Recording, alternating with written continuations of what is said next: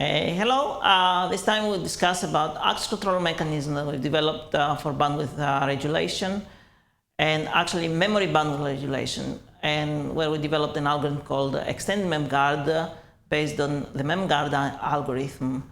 This work is also from TEI of Crete and STM. The algorithm that we used and examined was from an IEEE paper of Hichul. This is actually the implementation of this algorithm. The algorithm focuses on what we do in a regulation period, where the current or budget is assigned as the minimum of the predicted one and they initially set. This way we can collect unused bandwidth into a G, which is a global repository, and then we are able to distribute, based on different conditions, distribute a part of this bandwidth in q-min steps to different cores that demand this.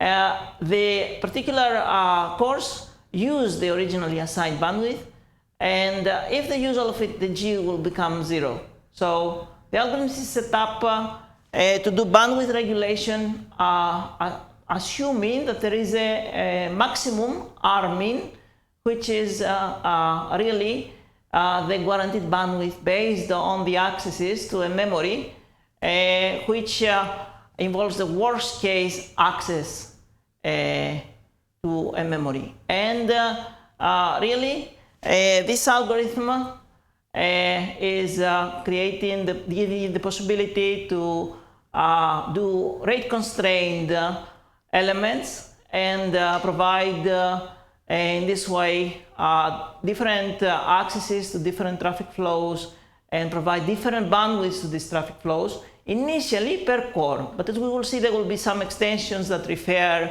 for example, to different processes and so on. So in some aspect, the MemGuard is really a very generic algorithm which has different implementations, as we'll see. Particular extensions that we worked on is a violation-free mode, which didn't exist in the initial MemGuard algorithm.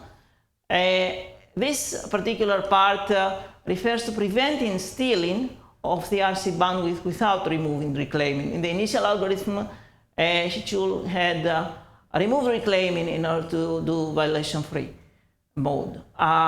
If we define also the RC flow to refer to the traffic from sources that have not been allocated yet in the current window, which is the regulation period, then we can detect also in our algorithm the RC flow overbooking to allow for more BE traffic to be accepted. Also, we have developed an EWMA algorithm, and we programmed this based on a lambda parameter to include a history of all past periods, while the MemGuard algorithm didn't include many periods and was limited in some aspect in this part.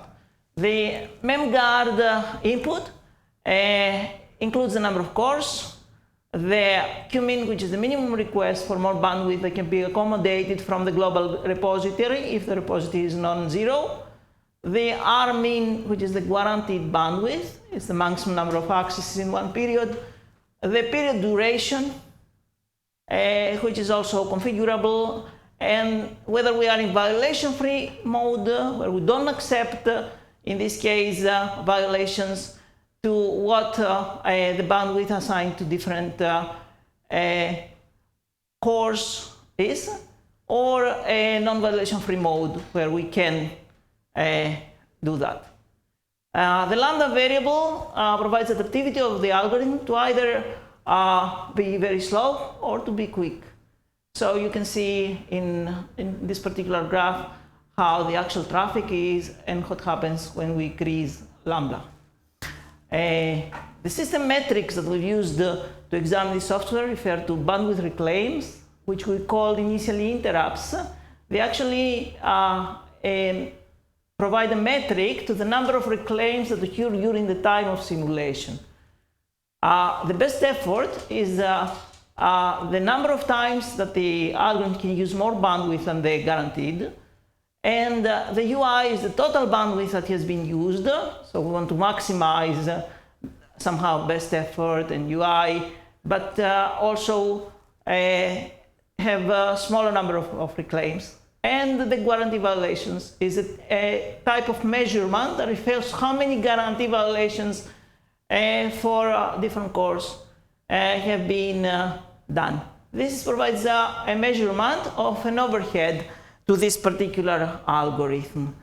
When we did some experiments, as I will describe next, we looked at different kinds of graphs and we saw how fast is, first of all, the adaptivity of the MemGuard if we use a Linux configuration on Z board, and we saw that it's really the adaptivity is very good, and it's quickly affected when we change, for example, the maximum bandwidth parameter. However, the bit rate, as we can see, is not directly proportional to the number of cache misses that we expect from the memory.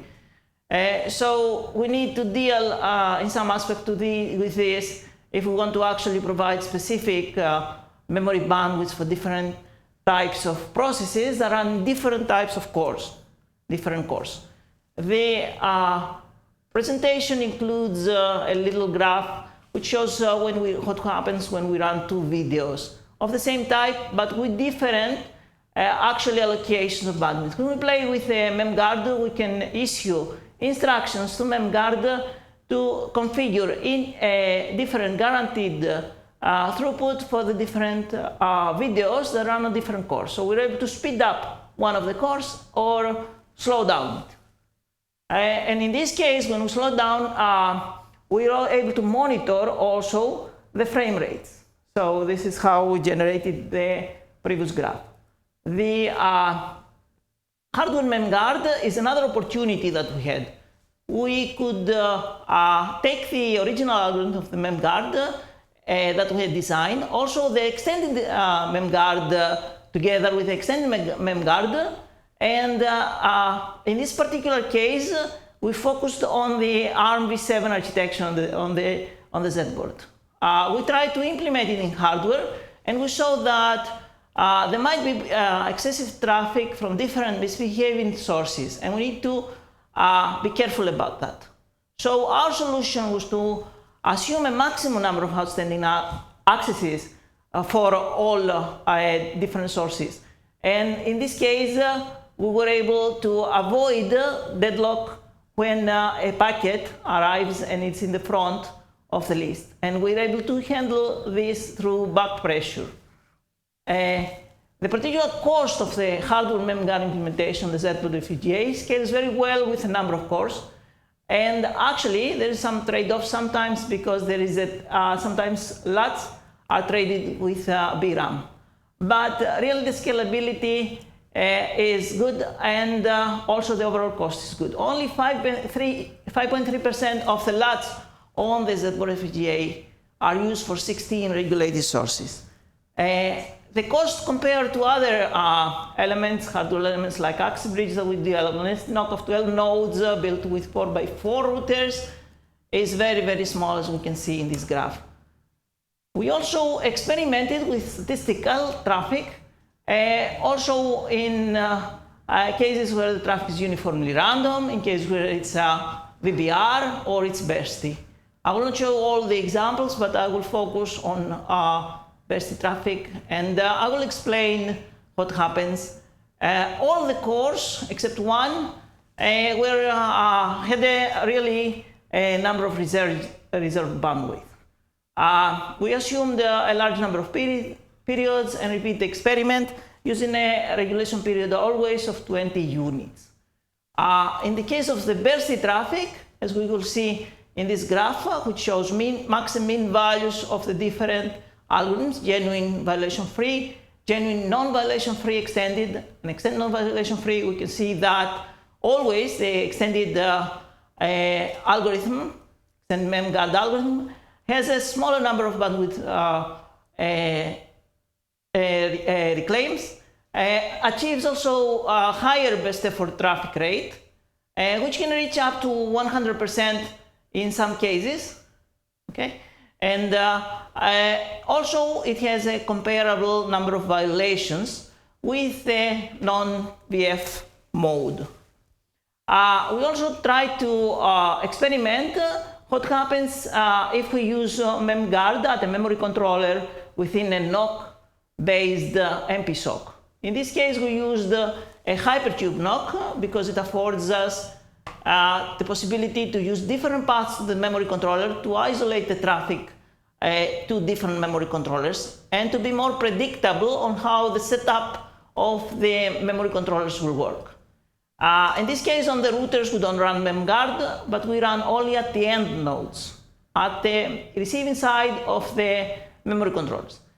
This is the particular graph that we use as a test case. It's an MPEG 4 traffic graph, and this actually is called a speed test, and we can see that this particular graph has been mapped to different nodes of the particular NOC, and in some cases there is a dual share or triple share on the links from traffic going to the same memory controller, but not different memory controllers. These paths are isolated by static partition. In this case, we use the Scotch to do this partition for us, and this way we were able to independently look at the setup of the different memory controllers.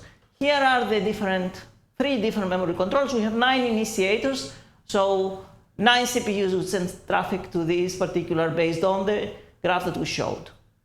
This is the setup, for example, for the SRAM1. We receive from 2 cores, and we use a period of 20, and we use a guarantee of 4, which is split equally 2 and 2. In some cases, the split is not equal, so in this case, it's with a 14. Split of 14 guaranteed steps within a period of 20. We can see that some of these have a higher value. These are the nodes that send a lot of traffic to the SDRAM. This mapping was done also at the network interface because MemGuard had to be unique, and we had to start always from 0 to do the allocations. So when we ran on this particular NOC, we saw that we also have, again, a small number of bandwidth reclaims, so-called interrupts. We have a higher number of best effort traffic in both non-VF and VF mode, and we have a slightly more guarantee violation in the non-VF mode. The delay also very, very comparable, but we're able to pass much more bandwidth, as you can see here. So best effort bandwidth. There are several extensions that we are examining. For example, we are looking into extensions to port into ARMv8. We are looking into extensions to a Linux scheduler policy, which will be extending the CPU bandwidth policy in the Linux scheduler. And we are concentrating on the Z board again, Linux kernel 317.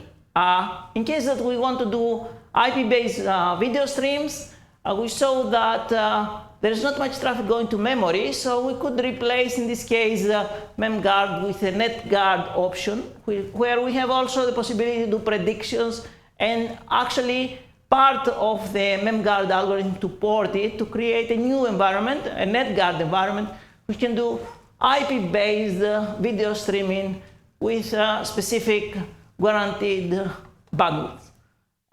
Future efforts will concentrate also on pthread extension and interactions with SDNOC quality of service, which, as we've seen in other videos, includes fair bandwidth allocation and interleaving structures.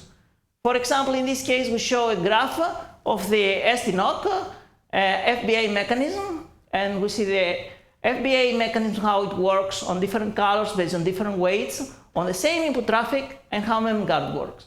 So differentiating between the two and finding trade-offs where one is appropriate or another one is a part of our future work. Thank you for your attention. This is the end of our presentation.